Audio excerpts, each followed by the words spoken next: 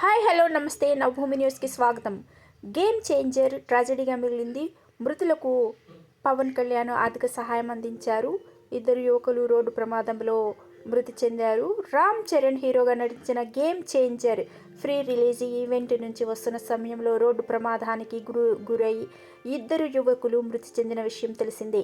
దీనిపై ఆంధ్రప్రదేశ్ ఉప ముఖ్యమంత్రి దిగ్భ్రాంతి వ్యక్తం చేశారు. జనసేన పార్టీ తరపున బాధిత కుటుంబాలకు ఆర్థిక సహాయం అందజేశారు. కాకినాడ రాజమహేంద్రవరం మధ్య ఉన్న ఏడీబీ రోడ్డు ఛిద్రమైపోయింది. గత 5 ఏళ్లలో ఈ రోడ్డు గురించి ఎవరూ పట్టించుకోలేదు. పాడైపోయిన ఈ రోడ్డును కొంతకాలముగా బాగు చేస్తున్నారు. ఈ దశలో ఏడీబీ రోడ్డుపై చోటు చేసుకున్న ప్రమాదంలో ఇద్దరు యువకులు దుర్మరణం చెందారు. ఈ విషయం తెలుసుకున్న పవన్ కళ్యాణ్ దిగ్భ్రాంతి చెందారు. కాకినాడ జిల్లా గైగోలుపాడుకు చెందిన ఆరవ మణికంఠం తోకాడ చరణ్ శనివారం రాత్రి ద్విచక్ర వాహనంపై ఇళ్లకు వెళ్తున్న సమయంలో వేగంగా వస్తున్న మరో వాహనం ఢీకొనడంతో ఈ ప్రమాదం చోటు చేసుకుంది. దీంతో ఇద్దరు మృతి చెందారు. వారి కుటుంబాలకు నా ప్రగాఢ సానుభూతి తెలియజేస్తున్నాను. గత ప్రభుత్వము ఈ రోడ్డు విస్తరణ పునర్నిర్మాణం గురించి పట్టించుకోలేదు. కనీస నిర్వహణ పనులు కూడా చేయలేదు. సరైన విద్యుత్ దీపాలు కూడా లేవు. ఫలితంగా ప్రమాదాలు పెరిగాయి.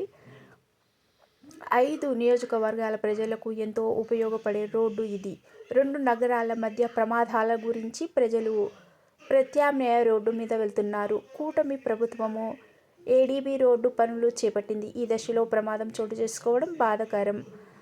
గేమ్ చేంజర్ ఫ్రీ రిలీజ్ వేడుక నుంచి ఇళ్లకు వెళ్తున్న సమయంలో ఈ ప్రమాదం జరిగింది. ఇళ్లకు సురక్షితంగా వెళ్ళండి అని ఆ రోజు వేడుకలో 1కి 2 సార్లు చెప్పాను. ఈ ప్రమాదము నన్నెంతో బాధించింది. జనసేన తరపున మృతుల కుటుంబాలకు 5 లక్షల చొప్పున ఆర్థిక సహాయం అందిస్తాం.